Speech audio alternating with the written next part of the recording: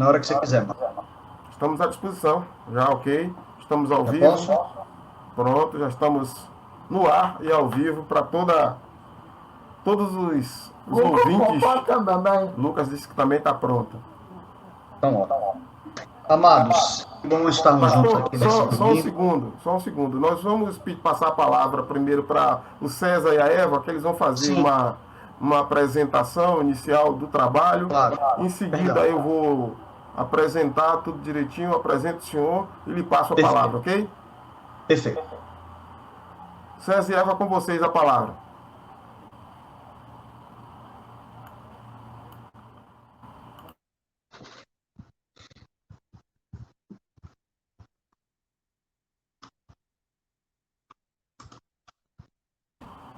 César e Eva, com vocês.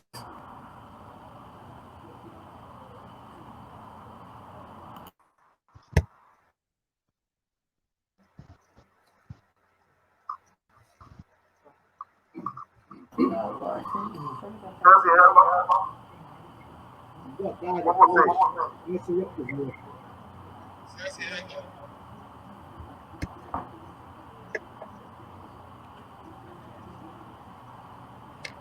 Boa tarde. Boa tarde a todos. Pai,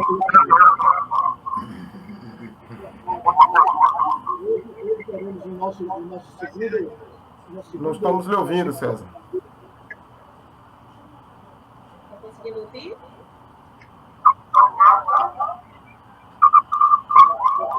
César, desliga o YouTube, que você está com o YouTube ligado.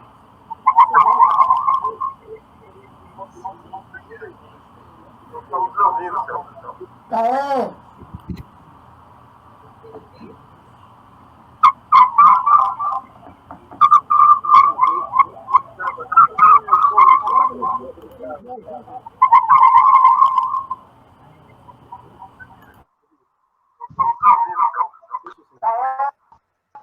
Ok, Marco. Melhorou?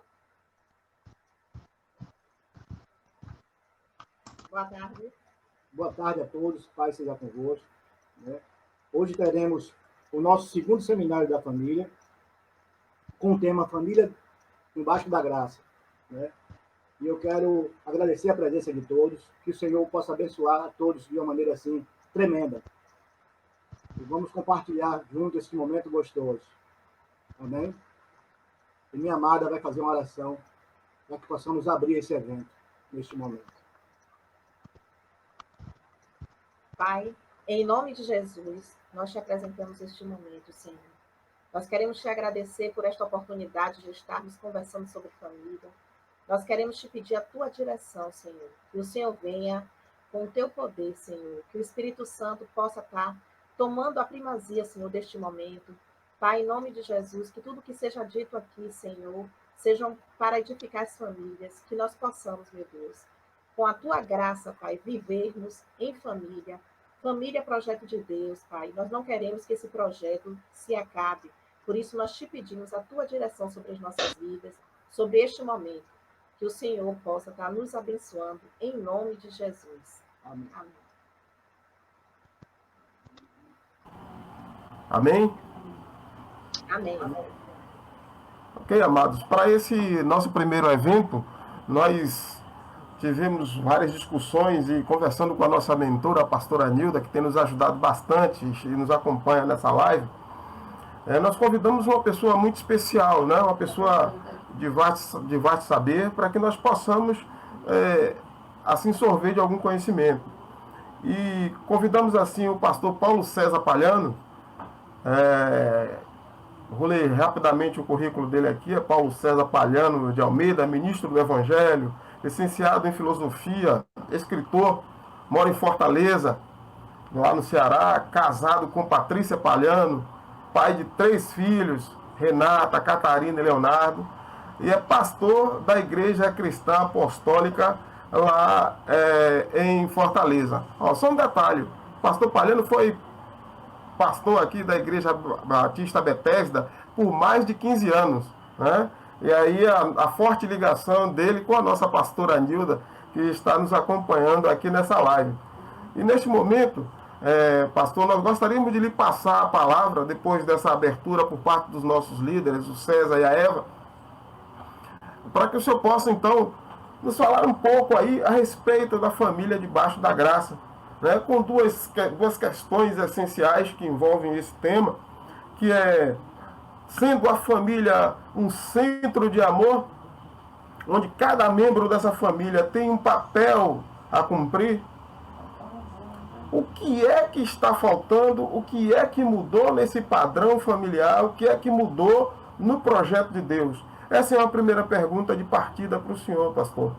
E o que é que deve ser feito? Como deve se manter a integridade dessa família ante esses acontecimentos dos últimos tempos, quando nós acompanhamos assim o aproximado do fechamento da porta da graça? Pastor Palhano, a palavra é com o senhor.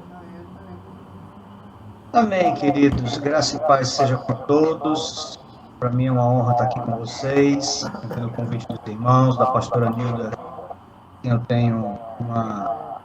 porque eu tenho uma reverência quase religiosa, né? Da vida da pastora Nilda, da história dela. E, enfim, esse tema família é um tema muito forte. Em algumas oportunidades nas congregações também já tive a oportunidade de falar sobre a família. E para esse nosso momento, eu queria... Deixa eu ver se eu baixo aqui um pouco o meu som, peraí. Eu queria... O som tá bom para todo mundo? Ok. Eu queria ler, né, no livro de Jó. Acho que a história de Jó tem muito a nos ensinar a respeito da família. E o texto que eu escolhi está no capítulo 1, a partir do versículo 1 até o versículo de número 5, que diz assim: à medida que eu for falando, eu vou também colocando outros textos, eu vou fazendo os textos que eu for falando, eu vou lendo à medida que eu for citando, para que eu não fique cansativo para vocês. Mas o capítulo 1 diz assim, versículos 1 a 5. Havia um homem na terra de Ur, ou de Uz, cujo nome era Jó, homem íntegro e reto, temente a Deus e que se desviava do mal. Nasceram-lhe 7 filhos e 3 filhas.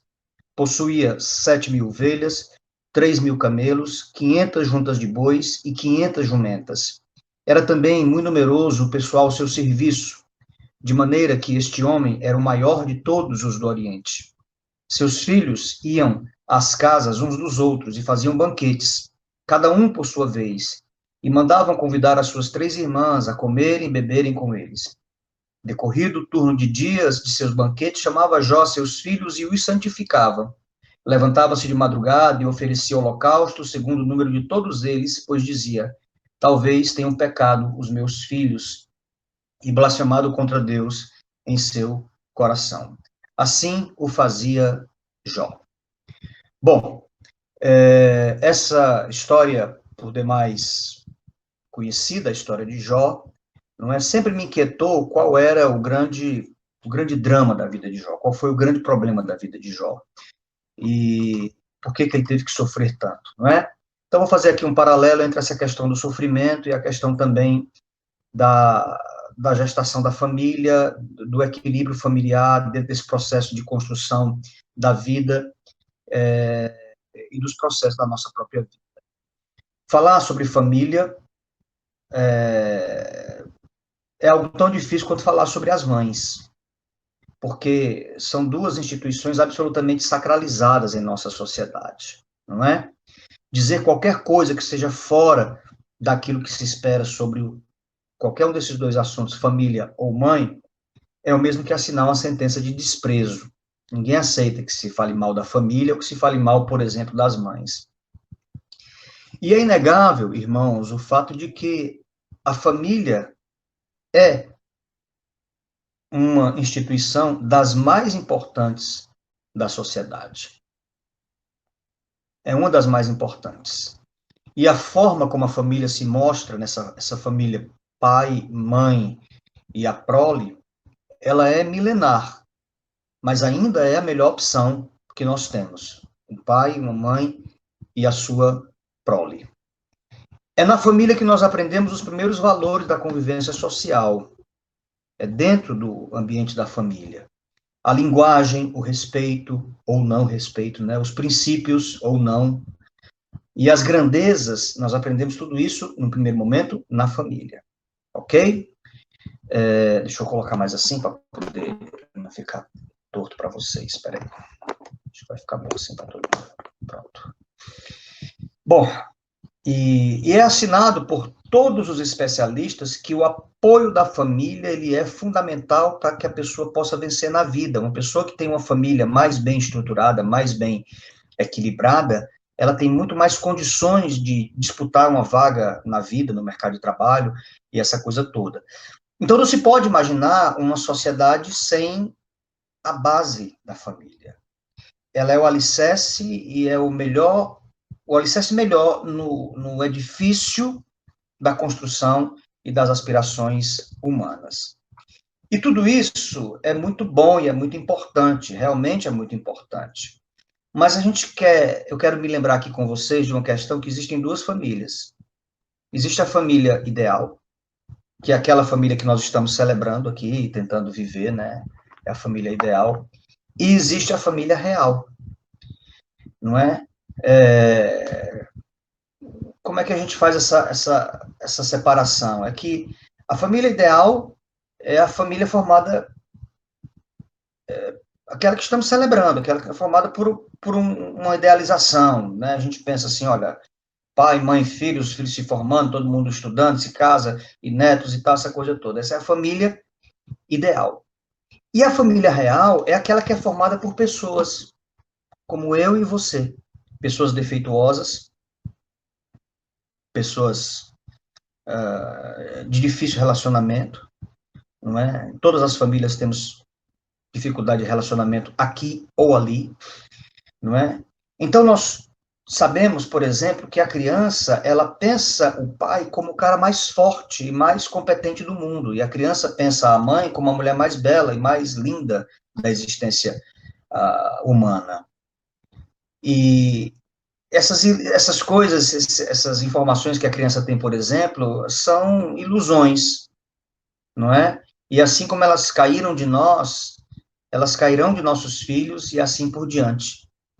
Entende? Porque a gente pensa sempre o nosso pai como ideal, a nossa mãe como ideal, mas daqui a pouco a gente vai perceber que não é tão ideal assim, não é? E aí aconteceu isso conosco, e acontece com nossos filhos, e vai acontecer para frente.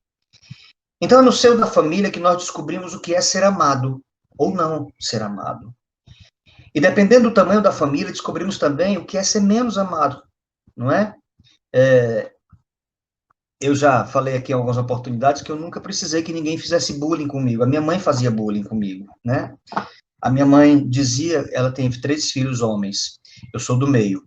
Então, meu irmão mais velho é o Júlio César, o meu irmão mais novo é o Fernando, e eu, Paulo, do meio. E minha mãe dizia assim, o meu filho mais bonito é o Júlio César, que é o mais velho, tem os olhos claros, mais afilado e tal.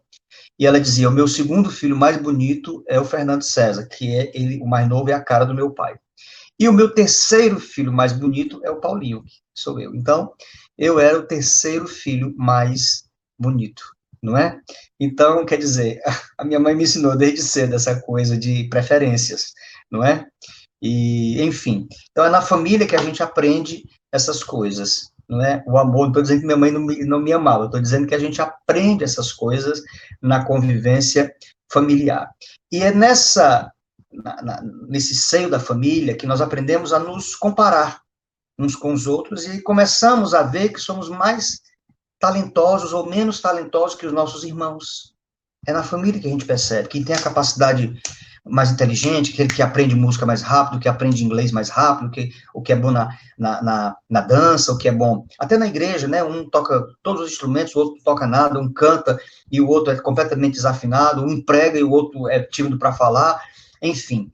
Isso é na família. Então é na convivência com esses parentes que nós vamos aprendendo o valor do relacionamento, nós vamos nos enxergando dentro da família, não é? E pode ser que entre eles, né, no meio da família, a gente descubra coisas maduras ou então coisas que são muito fortes. A gente descobre algumas coisas na maturidade, mas a gente descobre coisas muito fortes dentro da família, né? Quando algumas ilusões caem por terra.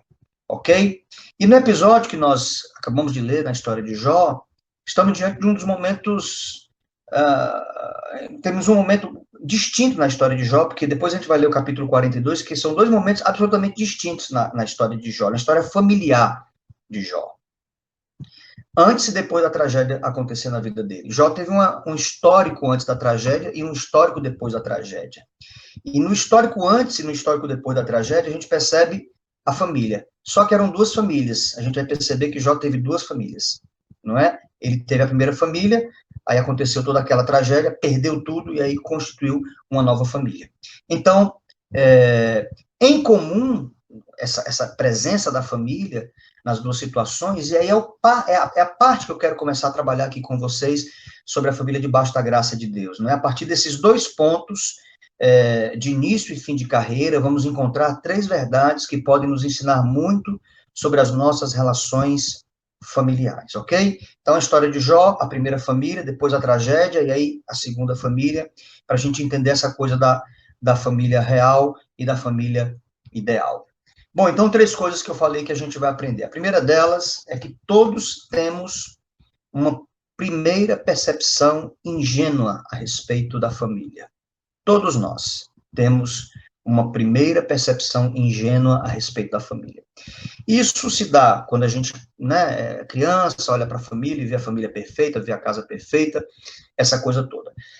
Quando a gente vai se casar, a pessoa vai casar, todo mundo aqui que está assistindo, a maior parte de vocês está assistindo aqui é casado, quando você vai casar, você tem aquela ideia de que, assim, meu casamento vai ser o top, não vou cometer os mesmos erros que meu pai, nem que os pais da noiva, enfim, nós vamos fazer a nossa história diferente. Então, nós temos essa primeira percepção ingênua a respeito da família, não é?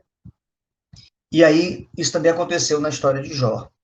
Então, a primeira referência que nós temos sobre esse personagem, Jó, tão famoso, né, essa personagem tão famosa aqui e tão discutida, não tem a ver com o seu caráter, mas com as suas relações familiares.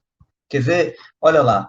O caráter era algo realmente invejável na vida de Jó. O texto diz assim no versículo 1: havia um homem na terra de Uz, cujo nome era Jó, homem íntegro e reto, temente a Deus, e que se desviava do mal. Então, a primeira percepção que se tem desse homem é que ele era um homem íntegro, reto, e que se desviava do mal. Ou seja, o seu caráter, não é? Foi colocado como algo realmente fundamental. Depois disso, a sua família era de dar inveja a qualquer um dos seus vizinhos. Olha que coisa interessante, o versículo 2 diz assim: nasceram-lhe 7 filhos e 3 filhas. Sabe aquela família grande, bonita, próspera? Pois era a família de Jó. Além disso, uma fortuna pessoal de fazer cair o queixo de qualquer contador. Alguém foi lá e contou a fortuna de Jó. Sabe o que ele tinha? Para aquela época, 1.000 ovelhas, 3.000 camelos, 500 juntas de bois, ou seja, uma junta tem 2 bois, então ele tinha 1.000 bois, e 500 jumentas. E era muito numeroso o pessoal ao seu serviço, de maneira que este era o maior de todos os homens no Oriente. Então, Jó era um homem de caráter, era um homem que tinha uma família invejável e era um homem que tinha riqueza também absolutamente considerável. E a relação de fraternidade e proximidade entre seus filhos era algo que causava comoção. No versículo 4 diz que os seus filhos homens se revezavam. Começava na casa do primeiro, eram 7 homens e 3 mulheres, começava na casa do primeiro, eles faziam festa. Uma semana na casa de um, do outro, depois da 7ª semana começava de novo, e eles chamavam as 3 irmãs para participarem. Então, era uma vida social moralmente perfeita. Um homem bom, com uma família grande, uma fortuna para lhe dar tranquilidade e a mais absoluta paz reinando entre os seus filhos. Olha que coisa bacana, família de comercial da televisão. Mas havia algo em Jó que não o deixava quieto. Nem tudo era o que parecia ser. E em seu coração, Jó encontrou motivo para se inquietar e repassar isso para toda a família. No versículo 5 diz assim, ó: decorrido o turno de dias de seus banquetes, dos filhos, Jó chamava seus filhos e os santificava. Levantava-se de madrugada e oferecia holocausto, segundo o número de todos eles, pois dizia, talvez tenham pecado os meus filhos e blasfemado contra Deus em seu coração. Assim o fazia Jó continuamente. Olha que coisa interessante. O que havia no coração desse santo e próspero homem que o incomodava? Procurando descobrir o que se passou com esse homem, a gente pode se identificar com ele. Preste atenção comigo. Como todos nós, Jó pensou no primeiro momento que o objetivo da existência humana reside na busca e no encontro do ponto ótimo e perfeito. Aquele que os gregos chamavam de ataraxia, ou seja, a ausência de problemas. Quem é que não quer uma vida dessa? É o que todos nós sonhamos. O que é que o César quer no casamento dele aí, na família dele? Ausência de problemas. O que é que o Marcos quer na família dele? Ausência de problemas. O que é que eu quero na minha vida? Ausência de problemas. No fundo, a gente sabe que os problemas existem, mas seria tão bom se não os houvesse, né? Então, Jó teve essa ilusão inicial, como nós também temos. E a partir dessa concepção de vida, da ausência de problemas, né? Ele tinha essa estrutura, o seu caráter, ou seja, ele montou ao seu redor toda uma estrutura existencial para que os problemas fossem absolutamente minimizados. Então, ele acreditou num padrão de família e construiu a sua família a partir dessa compreensão. Nós fazemos isso. Nós fazemos isso. Não é? Eu sou pai de 3 filhos, uma neta, né? Minha filha do meio nos deu uma neta.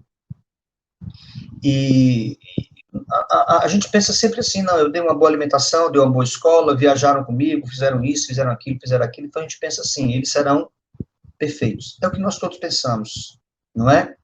E Jó acreditou que bastaria passar para gerações futuras uma tradição religiosa desprovida de uma experiência pessoal transformadora, que seria suficiente. Ele imaginou isso. Percebe? No fundo, ele fez o que a maioria dos homens, e principalmente as mulheres piedosas, fazem. O que é? Banhar os filhos, lavar os filhos, santificar os filhos, quando estes, muitas vezes, não têm interesse nas coisas espirituais. Não é? Lembram que Jó chegava e dizia, eu vou santificar meus filhos, porque pode ser que eles tenham pecado. Quer dizer, não era os filhos que tinham a consciência do erro, era Jó quem os santificava na possibilidade deles terem cometido algum erro. Esse foi o grande pecado de Jó. Transferir, não é? Transformar a experiência da espiritualidade numa experiência meramente religiosa.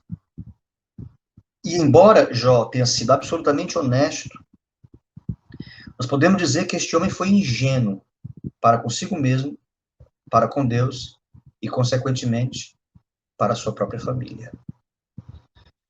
Então, nas primeiras palavras do livro de Jó, a gente vê a descrição de um homem extremamente bom, extremamente sincero em seus atos, mas provocativamente medíocre e imensuravelmente imaturo. Esse era Jó. Então, muitas vezes, nós nos desanimamos ou nos decepcionamos por causa dessa coisa da família ideal, não é? Pensamos, entramos e acreditamos, muitas vezes, nessa família ideal.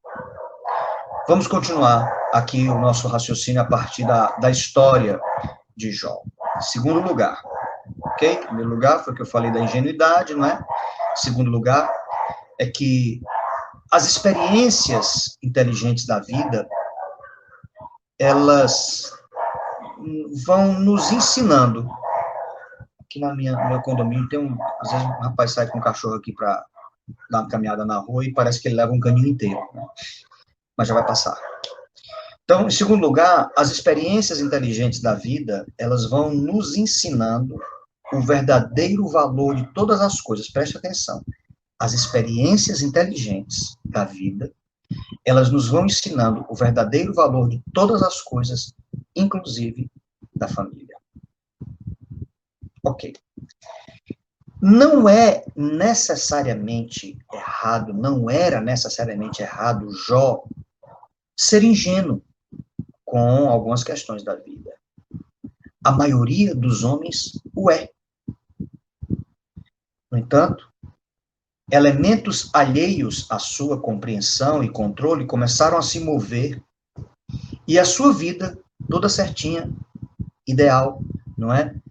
Como o Show de Truman, né, daquele filme que o rapaz foi criado numa cidade fictícia, não é?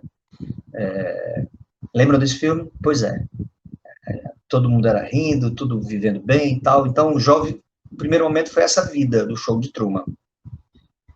Mas a verdade é que houve um fenômeno que atacou brutalmente a história e a vida de Jó. Por um motivo que nós só saberemos na eternidade, o Senhor entra numa aposta com Satanás e transforma Jó numa moeda de roleta e o faz pagar um preço inominável. E diante dos seus olhos, tudo aquilo que lhe era mais precioso é perdido numa sucessão de desastres e tragédias. Vejam, primeiro Jó perde os bens materiais. Depois ele perde os bens do coração, ele perde a família toda, perde todos os filhos. E por fim, ele perde a dignidade humana, sem a qual a existência é praticamente impossível. Então ele perde os bens, a fortuna, a riqueza. Ele perde os bens do coração, os filhos, e perde a dignidade quando ele perde a sua saúde. Então, aos nossos olhos, estava acontecendo uma experiência estúpida com aquele homem. Mas como hoje nós conhecemos a história de Camarote, nós sabemos como é que ela vai terminar, nós podemos dizer que aquela era uma experiência realmente inteligente. Tomara que eu e você não tenhamos que passar por ela, né? Mas vejamos por que a experiência de Jó foi uma experiência inteligente.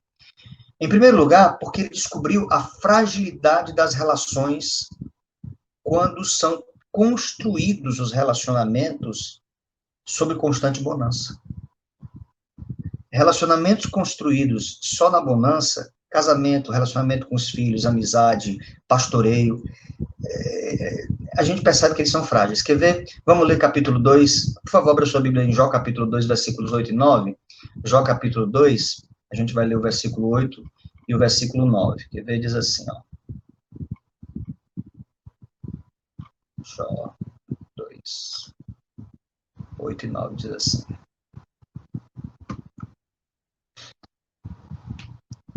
Vamos lá. Abriu todo mundo? Jó capítulo 2, versículos 8 e 9 diz assim.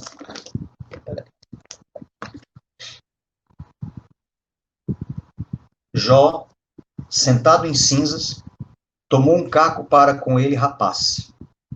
Então sua mulher lhe disse: ainda conservas a tua integridade?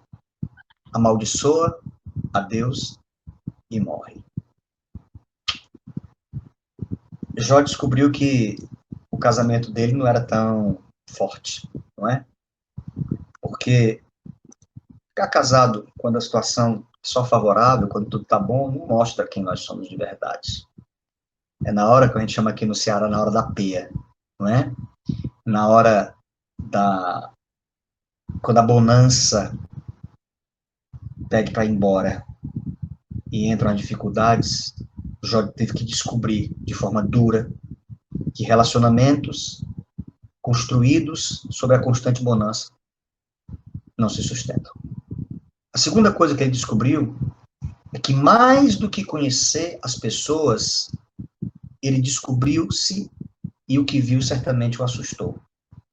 Se ele teve esse primeiro susto com a mulher, não é? Que disse amaldiçoa o teu Deus e morre, ele também olhou para si e descobriu uma coisa em si que ele não se apercebeu antes.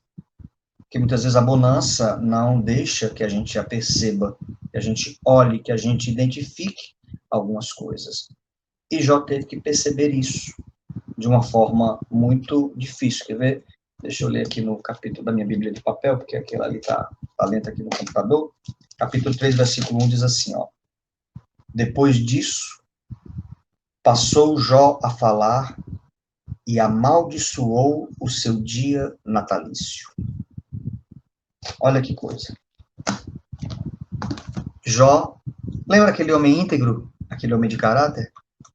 Agora, diante da situação, quando a bonança se despediu deles, depois da perca de tudo, ele começou a amaldiçoar, não a Deus, mas o dia em que ele nasceu. Ou seja, Jó comete um suicídio existencial. Antes eu não tivesse nascido, maldito o dia em que eu nasci. Mas continua, ele aprendeu que pior do que as dores que se enfrenta nessas experiências difíceis são as complexidades teológicas das pessoas que usam as nossas vidas como se nós estivéssemos num tubo de ensaio. Jó se tornou digamos assim, a experiência a ser enfrentada. Todo mundo conversava, o que aconteceu com Jó? Havia uma aposta, será que foi por isso? Será que foi por aquilo? Será que é porque ele não deu dízimo? Será que ele está passando por essa luta porque ele não amou bem a mulher? Será que é porque ele não pagou o imposto? Será que é porque ele tinha uma coisa escondida?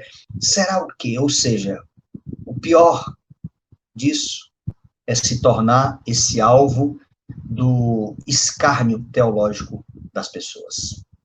Mas não parou por aí, não é? Quando deixa de se perder em intermináveis teses, antíteses e sínteses com seus amigos que discutiam com ele sobre a razão daquilo, Jó decide aprender com a única mente que poderia lhe dar um argumento cabal e convincente do que estava acontecendo. Isso demorou muito, foi do capítulo 3 até o capítulo 37. O livro inteiro, praticamente, 95% do livro, é Jó discutindo teologia com seus amigos e não chegando a lugar nenhum. E no capítulo 38, o que ele escuta, ao invés de parecer um lamento, é uma exortação das mais severas que nós encontramos nas Escrituras. Está lá no capítulo 38, vamos lá? Capítulo 38, se você puder ir comigo lá, no capítulo 38 do livro de Jó, a partir do versículo 1, é isso mesmo? A partir do versículo 1, deixa eu confirmar aqui. A partir do versículo 1 até o versículo 5, diz assim, ó. Depois disto, o Senhor, do meio de um redemoinho, respondeu a Jó, quem é este que escurece os meus desígnios com palavras sem conhecimento? Cinge, pois, os lombos como homem, pois eu te perguntarei, e tu me farás saber. Onde estavas tu quando eu lançava os fundamentos da terra? Dize-me se tens entendimento. Quem lhe pôs as medidas, se é que o sabes, ou quem estendeu sobre ela o cordel? Em outras palavras, quando Jó se volta para o Senhor para saber o que estava acontecendo na vida dele, ao invés de palavrinhas, não é? Aí, dóceis, que a gente escuta muito, tem um cara aí na internet, não vou dizer o nome dele não, por uma questão de ética, mas é um rapaz novo que fica trabalhando, ele prega sentadinho, com um óculosinho bacana, e fica só dizendo palavras boas para as pessoas, olha, vai dar certo e tal, e só palavrinha boa e tal. Ele não é o Deus de Jó. O Deus de Jó foi que olhou para ele e disse assim, quem é você, rapaz, para me questionar? Onde é que você estava, rapaz, quando eu lancei os fundamentos da terra? Qual é a tua? Por que tu tá nessa, Jó? Quem é você, rapaz, para me questionar? Quem é você para querer argumentar comigo? Você não sabe de absolutamente nada. Eu meço a terra com um cordão e você não tem ideia. Enfim, parece que tudo para Jó desmoronou, não é? Até foi falar com o Senhor, por que está acontecendo isso? E aí o Senhor, ao invés de dar aquele abracinho e afago, o Senhor dá uma patada muito dura neste homem que é Jó. Acontece que, diante das irrefutáveis argumentações do Senhor, o falante Jó toma a mais difícil decisão que um homem pode tomar. Sabe qual é? Cala a boca. Fala para a pessoa do teu lado aí assim, ó, cale a boca. Pastora Nilda, cale a boca. Capítulo 40 de Jó, olha o que nos diz aqui, gente. A partir do versículo 3 diz assim, ó. Então Jó respondeu ao Senhor e disse, sou indigno, que te responderia eu? Ponho a mão na minha boca. Uma vez falei e não replicarei. Aliás, 2 vezes, porém não prosseguirei. Jó teve que calar a boca. Vai até aí uma palavra para os irmãos, às vezes é melhor não falar nada. Tem horas que a melhor fala, a mais gritante, a mais eficaz, a mais eficiente, é o silêncio. E quando se aquieta para ouvir a voz de Deus, como quem se resigna ao seu próprio destino, Jó percebe que estava realmente em pecado. Talvez o pior e maior que possa existir. Sabe qual é o pecado de Jó? O da arrogância espiritual. Esse foi o seu grande pecado. Ele lavava os seus filhos porque, no fundo, ele dizia, quem é Deus aqui em casa sou eu. Sou eu quem santifica os meus filhos. Aí no capítulo 42, a partir do versículo 1, ele diz assim, então respondeu Jó ao Senhor, bem sei que tudo podes, e nenhum dos teus planos pode ser frustrado. Quem é aquele, como disseste, que sem conhecimento encobre o conselho? Na verdade, falei do que não entendia, coisas maravilhosas demais para mim, coisas que eu não conhecia. Escuta-me, pois, havias dito, e eu falarei, e eu te perguntarei, e tu me ensinarás. Eu te conhecia só de ouvir, mas agora os meus olhos te veem. Por isso, me abomino e me arrependo no pó e na cinza. Coisa forte, não é? Agora sim, estamos diante de um homem que passa por uma experiência pessoal transformadora. Não mais um religioso sincero e marcado pela tradição. Um homem agora consciente de que a vida é muito mais do que achar uma zona de conforto. Muito mais do que achar o momento ideal. 42 capítulos depois, encontramos uma nova criatura. Redimida, tão próxima do Senhor, que um se confunde com o outro. Aí você pergunta, mas aí, e a família? Aquela que havia sido cruelmente dizimada no passado? E aí a questão da família? Como é que ele iria reconstruir essa parte da sua vida? Ele precisava se reencontrar com essa questão. Ele se reencontrou consigo para também se reencontrar com a sua família. E é o meu terceiro e último argumento aqui nessa minha fala com vocês. Terceiro e último argumento é que a família perfeita é aquela que é concebida sob a égide de uma espiritualidade serena, verdadeira e pessoal. A família perfeita é aquela que é concebida sob a égide de uma espiritualidade serena, verdadeira e pessoal. Olha, as mudanças ocorridas na vida de Jó são um emblema maior do que pode acontecer conosco quando enfrentamos experiências inteligentes e somos nela aprovados. Cada elemento de perca no passado sofre uma espécie de restauração. Quer ver? Cada um ao seu modo. Vejamos. Os amigos. Na maioria das vezes, é melhor usar uma ou outra alternativa a discutir indeterminadamente. Vamos lá no capítulo 42 de novo. Ó. A nova relação de Jó com os amigos. Capítulo 42, versículo 10. Diz assim, ó. Mudou o Senhor a sorte de Jó quando este orava pelos seus amigos. Pronto. Aqui Jó mudou a forma de lidar com os amigos. Quer dizer, ao invés de ficar discutindo e chegando a lugar nenhum, Jó disse, quer saber, cara, eu vou orar por esses caras. Entendeu? Eu vou orar por eles e tá tudo certo. Sobre a questão das posses, lembram que Jó era um homem próspero e perdeu tudo? Então, agora ele tem uma nova engenharia, uma reengenharia das posses. Jó entende que as posses vêm e vão, porque a volatilidade faz parte da natureza das posses. Amigos, dinheiro vem e vai. Patrimônio pode vir e pode ir. Riquezas podem vir e ir. Faz parte dos bens, faz parte da materialidade a volatilidade. Por isso nós não podemos, por isso que Jesus disse que é mais fácil passar um camelo no fundo da agulha do que o rico. Quem é o rico? É o que confia na volatilidade dos bens. E ainda no capítulo 42, no versículo 10, ainda na parte B, diz assim: e o Senhor deu-lhe o dobro de tudo que antes possuíra. O Senhor deu a Jó o dobro das coisas. Lembra que ele tinha lá 1.000 camelos, 2.000, 3.000 camelos, então o Senhor deu 6.000 camelos, o Senhor deu tudo em dobro. Ou seja, o homem que era rico ficou pobre, depois ficou rico. Se ele era milionário lá no passado, ele era o mais próspero lá do Oriente, né? Agora imagina ele com 2 vezes mais, não é? Então, amigos e posses tiveram uma engenharia, mas também a família teve uma engenharia.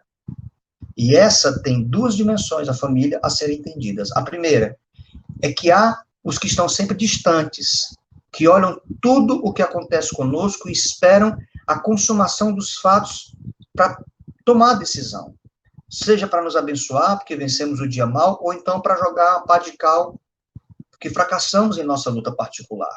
E vê, olhe comigo aqui no capítulo, ainda no capítulo 42, o versículo 11 diz assim, ó: então vieram a ele todos os seus irmãos e todas as suas irmãs e todos quantos dantes o conheceram e comeram com ele em sua casa e se condoeram dele e o consolaram de todo o mal que o Senhor lhe havia enviado. Cada um lhe deu dinheiro e um anel de ouro. Aqui é a família distante. Então, essa família distante nunca chegou a Jó. Eles estavam lá, primos, tios e parentes e tal, essa coisa, todos os irmãos. Ele passou por essa luta toda sozinho. Entende? Você entende a coisa da família? Que a reengenharia da família é essa, olha, essa coisa de, eu vou para casa dos meus tios, meus primos e tal, meus tios e primos, todo mundo tem o mesmo sangue. Isso é o ideal, mas o real não funciona assim. E Jó aprendeu como é que funciona a família real, não é? Os parentes só vieram quando o Senhor Deus restaurou a sorte dele. Quando o Senhor restaurou, foi que apresentou-se ali os irmãos dele, aqui irmãos, está envolvido primo, e um bocado de gente aqui nessa parada de sucesso toda aqui, não é? Portanto, foi assim que aconteceu essa primeira dimensão de restauração da família. Mas a segunda é que perder pessoas, preste atenção, é um dano irreparável. E a substituição é algo impossível. Tanto Jó quanto o Senhor sabiam disso. O número de filhos dessa segunda remessa é igual da primeira e não o dobro. O Senhor Deus deu o dobro de tudo, mas não dos filhos. Por quê? O que acontece aqui é uma segunda chance. Para Jó, tanto para ele, quanto para os seus filhos e filhas. No capítulo 42, versículo 13, diz assim, ó: também teve outros 7 filhos e 3 filhas. Ele não teve 14 filhos e 6 filhas. Ele teve a mesma quantidade. O Senhor Deus deu a mesma quantidade para dizer assim, Jó, com as pessoas, não adianta eu te dar o dobro para que esses vão substituir aqueles. Não é essa a relação. Eu estou lhe dando uma nova chance para você refazer a sua família agora, numa perspectiva real, tá certo? E aí o Senhor Deus deu a ele a mesma quantidade. E aí agora eles fazem a coisa certa. E aí esse é o grande desafio para nós aqui, fazer a coisa certa, não é? Quando ele dá nomes às suas filhas, note que coisa bacana, o versículo 14 diz assim, ó: chamou o nome da primeira Gemimo, da outra Queso, da terceira Queren Apuc. As outras filhas, 3, elas não tinham identidade. Elas tiveram identidade agora. E por que isso é importante? Porque, preste atenção, agora Jó está respeitando a identidade, a individualidade e as decisões dos seus filhos. Não é à toa que ele coloca o nome, que a Bíblia fala que ele colocou o nome das meninas. É para dizer assim, eu respeito a individualidade de vocês, coisa que ele não fez na primeira família ideal. Ele imaginou que ele, como um rolo compressor, eu quero dizer que todos nós somos assim, nós que somos homens, nós somos assim, a gente vai como um rolo compressor, e vai por cima dos filhos, e vai querendo fazer e tal, e aí acaba às vezes estragando tudo. E agora não. Agora ele está dizendo, eu quero respeitar você, Keren. Eu quero respeitar você, Gemima. Eu quero que vocês tenham a identidade de vocês, independente de mim. Então eles fazem a coisa certa. Quando? Quando ele dá herança às suas filhas, o que era incomum na sua época. Não é? Jó está estabelecendo um novo padrão para a sociedade, o padrão do amor mais próximo possível da igualdade entre os diferentes. Vocês lembram que no começo eram os filhos que chamavam as irmãs para ir comer nas suas casas? Agora no versículo 15 diz assim, no capítulo 42, ó, em toda aquela terra não se acharam mulheres tão formosas como as filhas de Jó, e seu pai lhes deu herança entre seus irmãos. Jó agora mudou o eixo, não é? Ele dignificou as meninas, as moças, deu a elas herança para dizer assim, olha, eu não vou cometer com vocês o mesmo erro que eu fiz com as meninas lá atrás. Eu vou fazer uma outra história com vocês. Olha a família real se convertendo na família ideal, não é? O processo é esse, não é? E como é que ainda acontece eles fazendo a coisa certa ainda, quando nos relata que Jó viu a sua geração no futuro, aprendemos que fazer a coisa certa com a família pode dar muito trabalho, mas é uma construção para muito tempo. Versículo 16 do capítulo 42 diz assim, depois disto, viveu Jó 140 anos e viu seus filhos e aos filhos dos seus filhos até a quarta geração. Dá trabalho. Pegar a família real, cuidar da família real, dá muito trabalho. Bom, e as minhas considerações finais são as seguintes. A esmagadora maioria das afirmativas sobre a família que temos notícia, preste atenção, não passam de mitos ou de senso comum. Tá certo? A própria igreja tem sido culpada por muitas vezes não dar às pessoas a oportunidade de trazerem os dramas das suas famílias reais, porque a igreja muitas vezes prega tanto o casamento ideal quanto a família ideal, como se o casal tivesse que ser sempre aquele casal de comercial, de perfume de televisão fechada, né? De Hugo Boss, Dolce & Gabbana, ou então que a família tivesse que ser aquela família feliz, ao redor de uma mesa, isso é o ideal. Mas o real tem uma distância. A família é o centro das experiências mais marcantes da nossa existência, sejam essas experiências boas ou más, mas é na família. E a gente tem que aprender isso e ter respeito por isso. Todos temos uma primeira percepção ingênua a respeito da família. Isso não é errado, mas não pode ser sempre assim. As experiências inteligentes da vida vão nos ensinando o verdadeiro valor de todas as coisas, inclusive da família. E a família perfeita é aquela que é concebida sob a égide de uma espiritualidade serena, verdadeira e pessoal. Bom, como é que se constrói a família debaixo da graça? Entendendo que não há família ideal. Que podemos nos aproximar do projeto ideal, mas as famílias são reais, com dramas, dificuldades e situações reais. E o grande desafio para nós, pais de família, filhos em meio à família, é como manter o amor, a misericórdia e a graça em meio a essa família. A graça, né, que é o tema que os irmãos escolheram, família debaixo da graça. Olha, isso é tão forte, esse tema que vocês escolheram, porque a graça, ela é o óleo que lubrifica as engrenagens de ferro dos relacionamentos. Na família, as engrenagens estão o tempo todo ali se batendo, e quem entende um pouco de mecânica sabe que ferro com ferro, se ele passar muito tempo ali, ele se esquenta de tal forma. Quando eu morava em Salvador, eu tive um Fusquinha, e eu fui para um acampamento, a Nilda vai lembrar, Caldas de Cipó. E o cara do posto colocou óleo errado no motor do meu carro. Ele colocou óleo de motor diesel, que é um óleo mais grosso, mas ele afina com a temperatura do motor a gasolina. Então, o óleo afinou de tal forma que não lubrificou. A temperatura dentro do motor, ela chegou a, embora seja refrigerada a ar, né, o Fusquinha, mas ela aqueceu tanto que ela derreteu lá dentro. Ferro com ferro eles derreteram, porque não houve lubrificação. Então, a família debaixo da graça, não é? É a família que tem óleo nas engrenagens para tocar a história para frente. Bom, é isso que eu tinha para dizer para vocês. Eu espero ter alcançado a expectativa dos meus irmãos aqui da liderança e, enfim, era isso.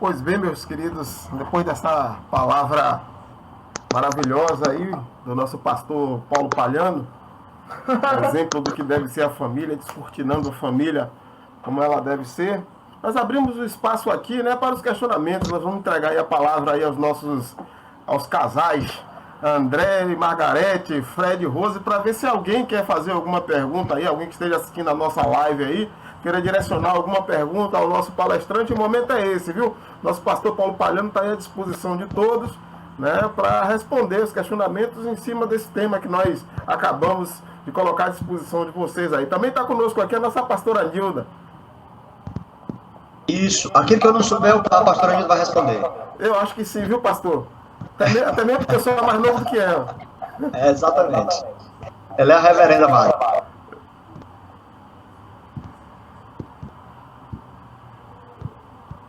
E aí, identificaram alguma pergunta aí? E se alguém quer fazer alguma pergunta, dentro do próprio grupo aí, alguém deseja fazer algum questionamento ao nosso pastor? Pois não, o nosso casal líder aí, o nosso César e a nossa Eva aí, por favor. Vamos apimentar esse momento, que não é todo dia que a gente acha o pastor palhando assim não, viu? E ainda mais falando diretamente de Fortaleza. É, exatamente. Então, pessoal, aproveita o chat aí, ó, e pode mandar sua perguntinha aí, ok? Eu posso fazer uma pergunta, Marcos? Pode, sim, de bolso, mas pode.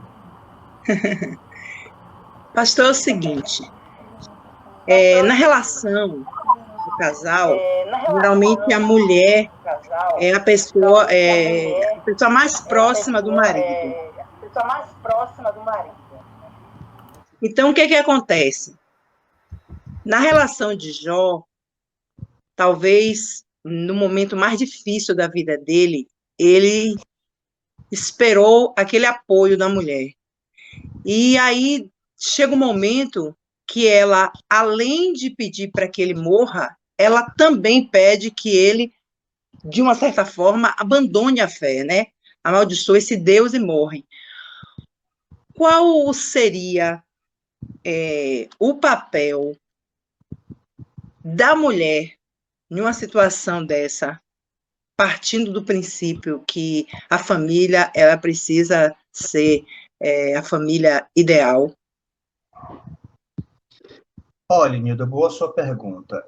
Da mulher, da história de Jó, não é? Por tudo aquilo que eu falei, do que ele idealizou enquanto construção familiar, eu não esperaria nada diferente dessa mulher dele. Tá certo? Talvez a que foi, não é? A outra que veio depois que morreu a primeira e tudo se acabou, eu esperaria uma outra atitude. Por quê? Porque a gente percebe, no primeiro momento da vida de Jó, a fragilidade, a superficialidade dos relacionamentos. Entende? Você entende isso, Marcos? Que Jó era um homem que tinha caráter, temente a Deus, mas os relacionamentos eram absolutamente frágeis. Entende? É tanto que a narrativa não fala dos filhos dele com nomes, fala apenas na quantidade de filhos. O relacionamento dele com a mulher também mostrou-se absolutamente superficial, não tinha profundidade. Então, Hilda, eu não esperaria nada diferente dessa mulher. Por quê? Porque se eu fosse voltar a fazer aqui o rewind na história dele, eu diria que a escolha de Jó, ela foi também em cima desse ideal, entende? E aí, como ele caminhou tempo todo sobre essa idealização inicial dessa famíliazinha perfeita e tal, ele não teve o discernimento, ele não tinha passado pela experiência da vivência para poder saber escolher. E aí você pergunta, qual que é o papel da mulher? É o mesmo que deve ser o papel do homem, não é? É o papel do apoio, do suporte, não é? O casamento é como se fosse assim uma vara encostada aqui, uma na outra, e o apoio tem que ser mútuo.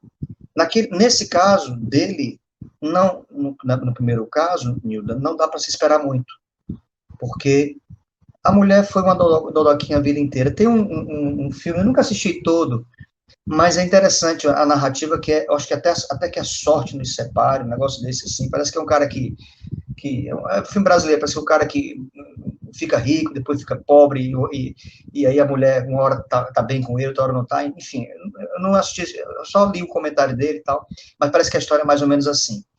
Então, ele não teve digamos assim, a mulher dele não tinha sido ainda testada, tá certo?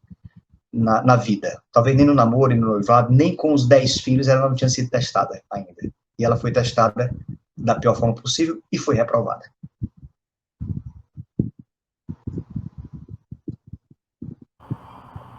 Mais alguma pergunta aí? Da nossa liderança? Vamos falar aqui um pouquinho. Fala um pouquinho mais alto, Eva. Pronto.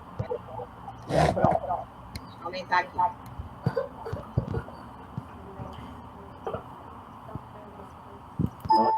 Pastor Palhano, Oi, Eva. nos comentários eu vi um irmão que colocou assim, que estava acontecendo uma desconstrução do livro de Jó para ele, né?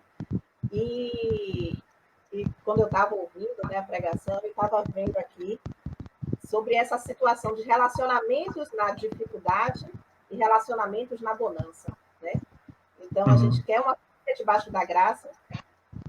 Tá dando para escutar direitinho? Tô ouvindo bem.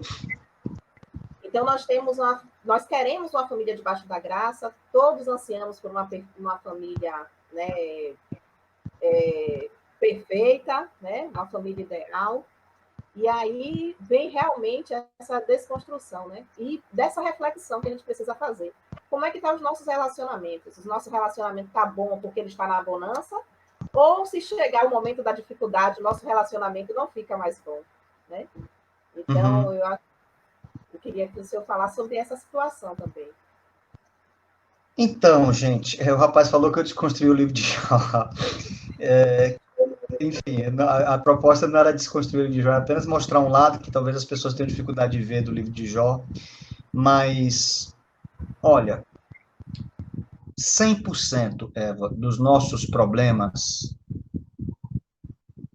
estão vinculados a relacionamento. 100%. Eu nunca, nesses meus 31 anos de pastor, nunca chegou uma pessoa para mim dizendo assim, pastor Palhano, eu estou revoltada com Deus, porque eu tenho orado aqui todo dia e ele não aparece para conversar comigo. Não. Sempre é o outro. Sempre é o outro. Não é? Enfim. Então, essa coisa do relacionamento, do relacionamento conjugal, do relacionamento com os filhos, do relacionamento com o irmão, do relacionamento com o pastor, do relacionamento com a família, os relacionamentos, a grande verdade é que eles nos ensinam muito do lado, digamos assim, bom, agradável, mas também nos ensinam muito do outro lado. Ninguém se decepciona com Deus, a gente se decepciona com o outro, por causa da expectativa, não é? Então, nesse caso específico que você falou aí, Eva, realmente não dá para viver uma experiência de relacionamento aprofundado sem, digamos assim, sem assistir à aula da dificuldade. Entende? É nas dificuldades, nas intempéries da vida que a gente nutre ou desnutre, que a gente descobre verdadeiramente quais são os relacionamentos que valem a pena investir. Porque tem alguns, Eva, que não vale a pena. Desculpa lhe dizer isso. Mas tem alguns que não vale a pena. Ok? André, veja essa pergunta aí que saiu aí da Daniela aí, por favor.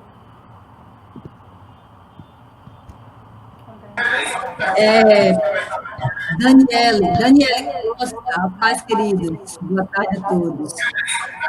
Daniele Costa faz uma pergunta. Ela pergunta assim: eu tenho uma pergunta. O que a igreja pode fazer para possibilitar a fala da família que sofre problemas no seio familiar? Sabemos que os índices de violência doméstica é um fato na família da igreja. E aí gostaríamos que o pastor Palhano pudesse falar um pouco sobre essa pergunta da Daniele Costa.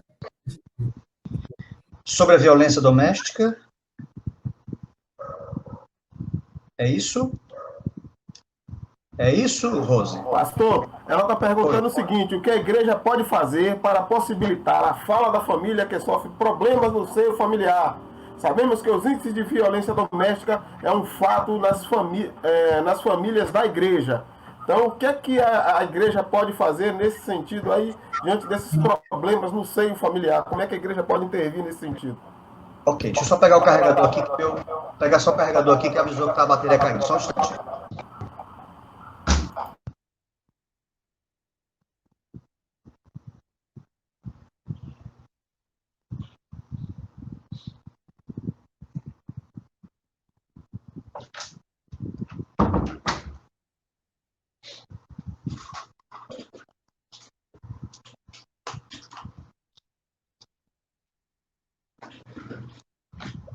Oi, vamos lá.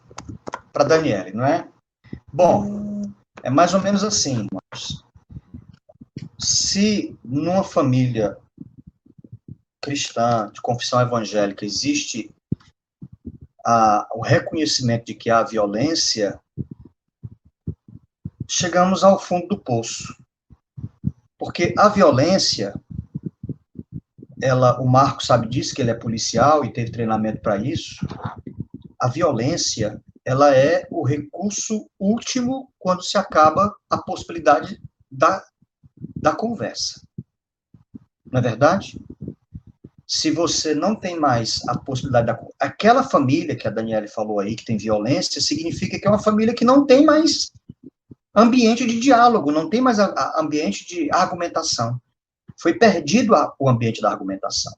Então, ali, eles estão perdidos por conta da falta da argumentação. Como é que a igreja pode ajudar? Primeiro, identificar que família é essa, trazer para conversar e saber qual que é o gatilho que a família experimenta que gera essa violência. Entende? Aí são os pastores, os irmãos são da pastoral das famílias, aí, da pastoral da família, da pastoral dos casais. Qual que é o gatilho? Se você tem uma família ali que você percebe o cara batendo na mulher, espanca os filhos, chamar, o que está acontecendo? Pode ser um problema psiquiátrico, pode ser um problema de comportamento, de caráter mesmo e tal. Então, a igreja, ela pode sim fazer esse enfrentamento, não é? Em amor, mas descobrir qual que é a razão para isso. Entendendo que existem passos a serem dados. Mas a violência, de novo, volto a falar, é esse estágio último de quando já se não tem mais o que se conversar.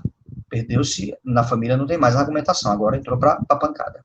É só isso que eu penso que a igreja pode fazer. Ok? André, qual a sua pergunta aí, querido? E veja aí que tem uma pergunta aí de um outro participante aí. Abra seu microfone.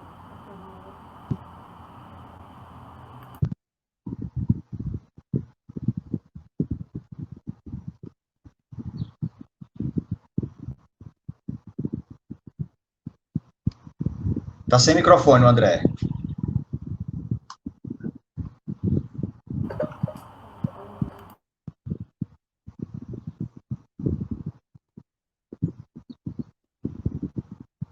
faz a pergunta, Rose, faz a pergunta do André aí, ele faz uma pergunta cá em cima, ó.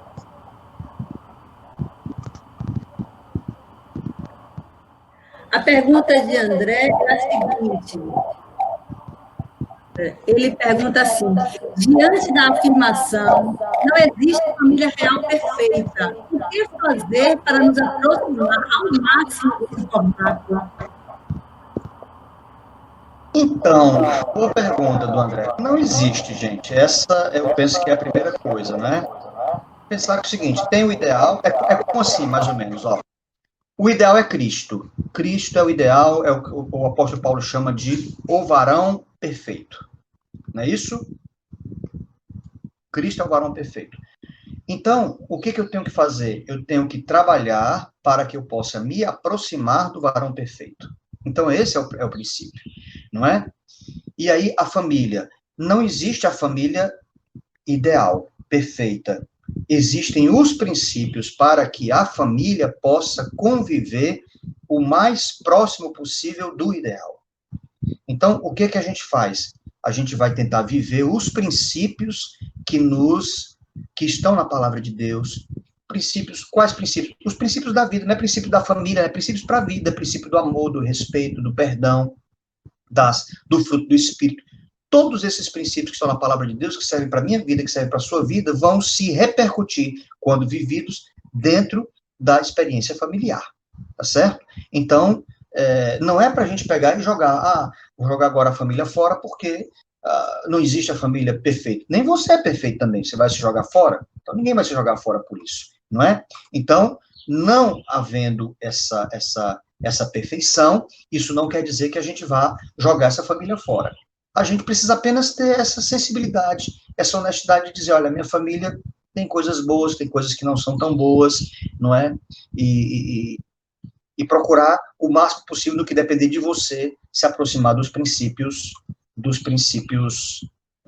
da vivência cristã, não é só para a família, não, é os princípios da vida cristã, você se aproximar dos princípios cristãos, como um crente se comporta, para que você possa levar isso para dentro da sua família.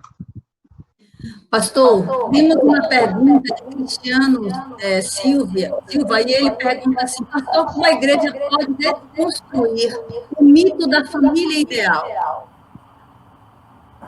Como a igreja pode? Como a igreja pode desconstruir o mito da família ideal? Coaduna com a pergunta de André, não é, André Margarete? Então, não vai dar para desconstruir, porque se a gente desconstruir a família ideal, é assim, a gente vai dizer para as pessoas que não é para chegar, entende? É como se eu dissesse assim, nós nunca seremos Cristo, então já que nós nunca vamos ser como Cristo foi, a gente vai, então todo mundo vai entrar na carne e está tudo certo. Não. Não é isso. Não é isso que eu estou dizendo.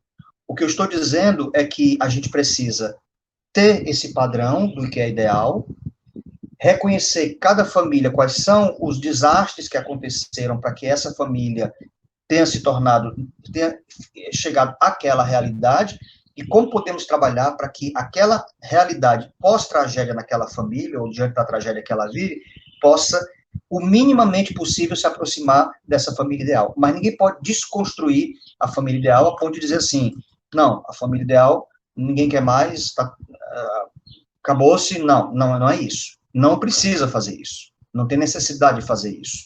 O que a gente precisa ter é graça para entender que essa família ideal, ela não existe. Ela é apenas conceitual para que nós possamos andar. É como a lei. A lei é um aio que nos conduz a Cristo, mas ninguém consegue cumprir a lei, não é? Então, é uma utopia o que a gente vive? Não é uma utopia, entende? É como se você colocar uma meta mais alta, você coloca uma meta mais alta para a sua vida, e aí tentar alcançar essa meta. Esse é o grande desafio, não é? Você coloca a meta e tenta alcançar essa meta. Então, a família ideal, digamos assim, é a meta que a gente precisa, ou pelo menos, vamos tentar alcançar.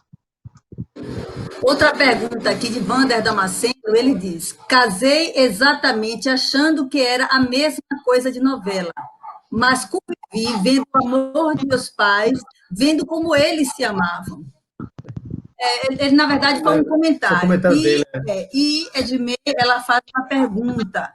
Ela diz assim, como lidar com o ciúme do homem, por exemplo, por mais que a mulher contorne, como devemos lidar, como as mulheres devem lidar com o ciúme do homem, por exemplo?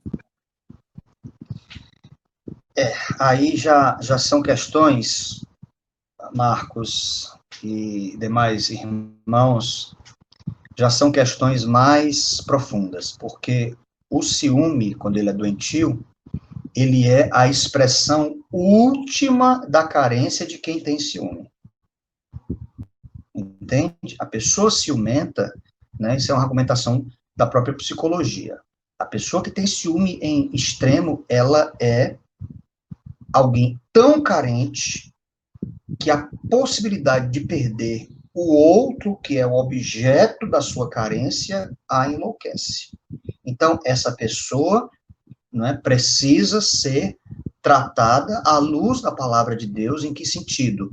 Para que ela possa se descobrir como alguém importante e que é carente de verdade, é do amor de Deus, porque o outro jamais vai suprir a carência interior que ela tem de amor, que só pode ser suprida por um amor perfeito. E esse amor perfeito não vem de um homem, nem de uma mulher, nem de um filho, nem de ninguém. Vem unicamente do Senhor.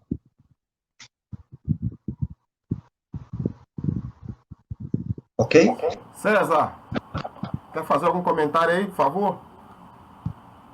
Ô, Marcos, deixa eu só fazer, o César vai fazer o comentário dele, eu só fazer uma questão para vocês. Eu vou ter que fazer uma live daqui a pouco da igreja, então eu posso responder a pergunta do César e depois deixar vocês à vontade? Pastor, ok? Perfeito. Vai lá, César. César é o chefe, então ele pode falar.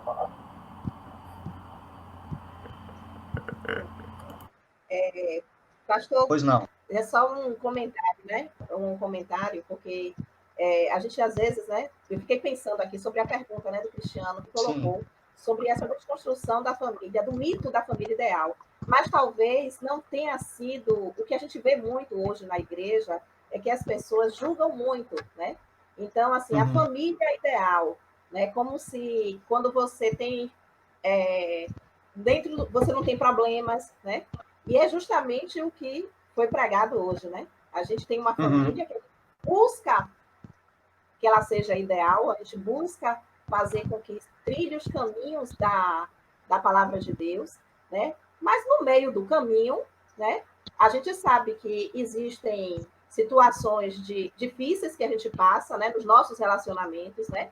No relacionamento do casal, no relacionamento com os filhos. Então, assim, o que eu acho que precisa haver, na verdade, um olhar de amor, né? Um olhar mais sensível das famílias com relação às outras famílias, é que todas as famílias passam por suas dificuldades, cada um no seu, dentro da sua esfera de problema, né?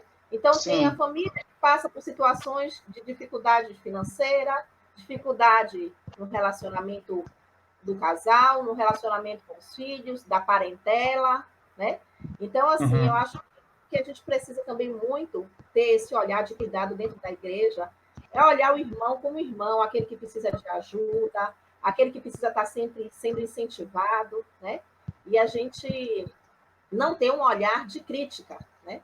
Mas nós precisamos dessa busca da família ideal. Pastor, nem só na igreja, como a família em geral, né? Porque o problema familiar com os filhos ou qualquer outro problema não é só as pessoas que frequentam a igreja. Tem gente do nosso meio que não é cristão. Então, da família em geral, para que possamos compreender um pouco como entender os nossos filhos, como entender a nossa família, né? É verdade. E, irmãos, eu não tenho nada a ver com isso não, mas essa irmã Eva, ela pode na próxima convenção ser consagrada a pastora, que ela está no caminho certo. Nem eu fecharia tão bem o encontro aqui, viu? Pastor. Viu, pastora Nilda? Olha aí, viu, pastor? Olha para a Nilda. Olha aí esse perigo com a Nilda, viu? Quero parabenizar também aí o casal, viu? Florisval Barbosa e Carlos. Né? Eles estão lá em São Paulo, né? Que nós conhecemos agora em fevereiro. E graças Sim. a Deus estão aí participando, o pessoal de Hortolândia está participando, né? Então, fazendo 35 anos de casado, né? Mais uma família que está aí firme. Glória a Deus. Amados, então eu quero agradecer, viu, Marcos, a esse momento. Eu estarei com você no segundo semestre, se Deus assim permitir, fisicamente, né? Vamos estar juntos aí. Amém. Mas daqui a pouco eu tenho que fazer uma live aqui da igreja também, Pastor, então estou indo para lá daqui a pouco. Oi. Se o senhor me permite, eu gostaria de passar a palavra aqui agora. Vamos quebrar um pouquinho o protocolo aqui, viu, meus líderes aí, passar a palavra para a nossa pastora Nilda, para fazer uma oração especial para o nosso pastor Palhano aí, que vai nos deixar agora e vai cuidar do rebanho lá em Fortaleza, ok? Pastora Nilda, uma oração especial aí pelo nosso pastor Palhano, para encerrar esse momento da participação dele na nossa live. Amém. Amém. Jesus, nós te agradecemos pela vida do nosso pastor Palhano, um homem de Deus, um homem de caráter, um homem íntegro, Senhor, que tu tens usado em benefício do teu reino. Pai, nós te pedimos a tua bênção, o teu cuidado, a tua proteção, Pai, que tu continue guardando ele debaixo do teu sangue poderoso, livrando ele de todo mal, pois ele tem, Senhor, usado a sua instrumentalidade para abençoar vidas, através da inteligência que tu deu para ele.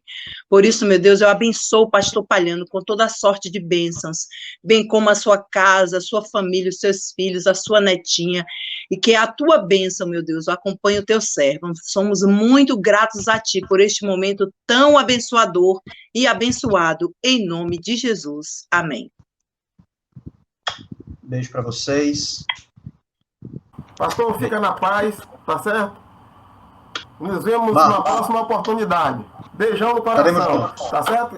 E a gente continua por aqui para a gente fazer o arremate do nosso encontro, ok? Pastor Palhano, se o senhor quiser, pode sair. Nós continuamos por aqui. Vamos convidar agora o nosso casal líder aí, o César e a Eva, para que eles possam fazer as considerações finais sobre o nosso evento, né? E a gente, então, poder encerrar com a nossa pastora Nilda, nos dando a bênção apostólica, né? E depois disso a liderança ainda continua no reservado.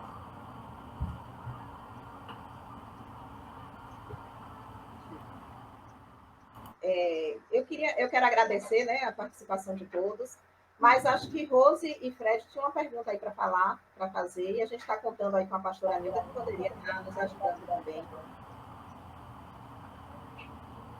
Infelizmente, não foi possível por conta do tempo, mas era uma pergunta da série de Salé que teria a ver com os filhos. Aí eu vi algumas pessoas que estão e a gente percebe que muitas vezes o impacto da família chega na escola. E a gente percebe também muitas vezes que chega na escola e muitas vezes a questão do relacionamento na família, relacionamento interpessoal, relação pais e filhos. Mas aí fica, né, a oportunidade com o pastor Palhano, porque percebe que essa relação pais e filhos a cada dia fica mais fragmentada. E essa relação, ela reverbera na sociedade, desemboca na escola. O educador que aponta, que está lá na escola, o tempo inteiro percebe isso, nos diálogos com os pais, no diálogo com as famílias e até com as crianças. Mas isso vai ficar para que, infelizmente, também não nos espera, né? Exatamente. Nosso tempo hoje já está curto, nós estamos chegando ao final da nossa live aí, né? Vamos passar a palavra aí para o nosso César, nossa Eva, para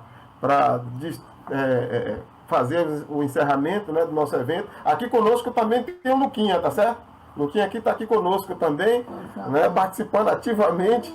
Lá do outro lado também vi a participação da nossa Vitória, né? Ela está lá na cama brincando, tá? E tenho certeza que nós vamos repetir esse evento mais vezes. César e Eva, por favor. Nesse momento eu quero agradecer a todos, né? A atenção de todos, que o Senhor possa abençoar a família de cada um de vocês, né? Como hoje a gente pôde aprender um pouco, que a família perfeita a gente não é, mas a gente pode estar a caminho, né? Os nossos filhos são presente e herança, devemos amá-los, né? Ninguém pode corresponder o tanto que a gente quer, não tem como. A gente não consegue corresponder a Deus do jeito que Deus quer, mas a gente trabalha para isso, né? Perfeito, só Deus. E o Senhor possa abençoar a cada um de uma maneira assim gloriosa. Muito obrigado a todos. Que o Senhor venha abençoá-los.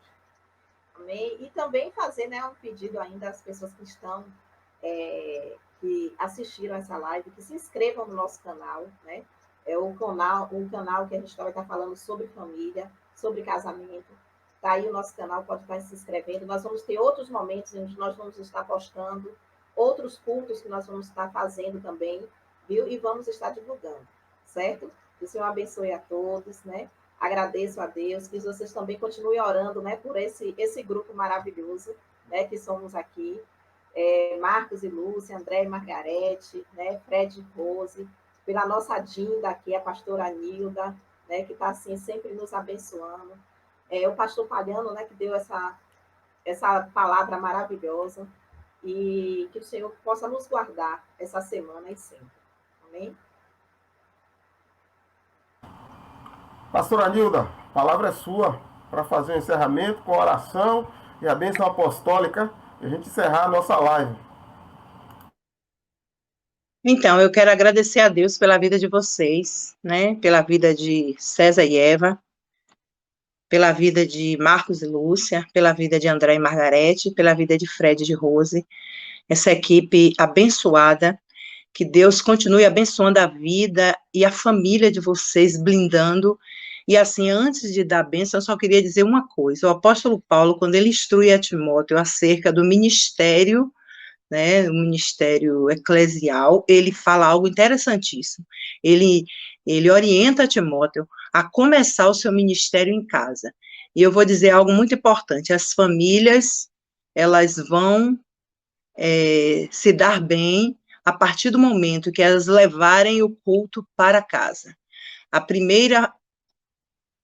O primeiro relacionamento de culto tem que acontecer em casa. Por que que hoje as famílias, principalmente as famílias cristãs, estão tendo esse tipo de problema, pessoas sendo violentadas na sua própria casa, mulheres aprisionadas dentro de casa pelo seu próprio marido, enfim. Por quê? Porque as pessoas aprenderam a ir para a igreja cultuar, né? Ou ir para a igreja assistir o culto. Elas não aprenderam a cultuar em casa. Então, o primeiro sacrifício, o primeiro culto, tudo começa na casa. Então, eu quero louvar a Deus pela vida de vocês, que eu tenho visitado a casa de vocês, e eu tenho visto Cristo na casa e na vida de vocês. Que vocês continuem assim, em nome de Jesus. Amém? Que o amor de Deus, a graça do nosso Senhor Jesus Cristo e as doces consolações do Espírito Santo esteja sobre a casa de vocês, a vida de vocês, o ministério de vocês, a saúde de vocês, em nome de Jesus, para sempre. Bye, bye.